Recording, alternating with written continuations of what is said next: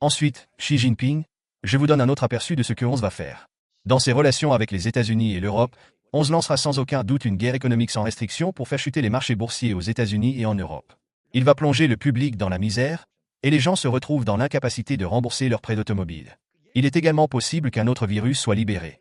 Au fur et à mesure que la catastrophe vaccinale se déroule, ils manipuleront les médias sociaux et conventionnels pour alimenter le sentiment antigouvernemental et se concentrer sur la recherche des responsables des vaccins afin de détourner l'attention des véritables créateurs du Covid-19 et du vaccin. Ils veulent que vous vous concentriez sur les coupables du vaccin en oubliant l'origine du virus. Ils s'attaqueront ensuite à l'économie occidentale.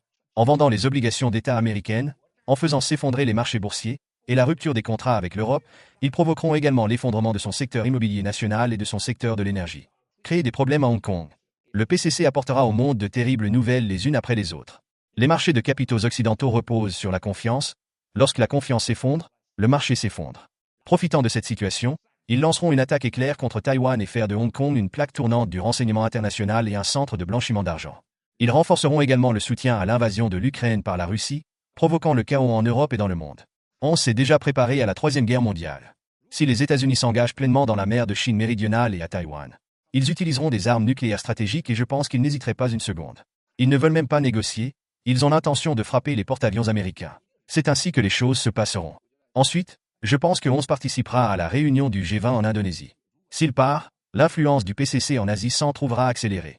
Je pense que 11 s'envolera ensuite pour l'Arabie Saoudite. Il se rendra certainement en Arabie Saoudite pour promouvoir la RMBisation du pétrole.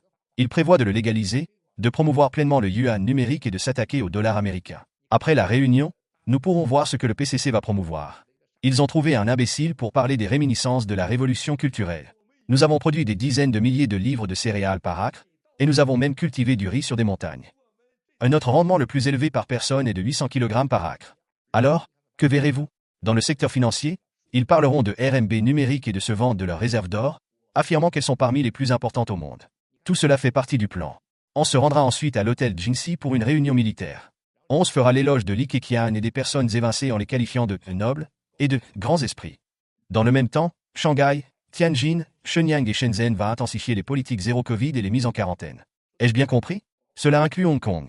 Vous remarquerez également une tension permanente dans le détroit de Taïwan, alors que des drones et des bateaux de pêche harcèlent régulièrement la zone. Et avant que vous ne vous en rendiez compte, bam, ils attaquent. C'est ainsi que le PCC fonctionne. Ils défieront Taïwan encore et encore. À la fin, vous réaliserez soudain que tout est fini et que vous n'avez plus besoin d'aide. La situation est irrémédiable. Cela englobe l'ensemble de leur stratégie mondiale. Je l'ai déjà compris.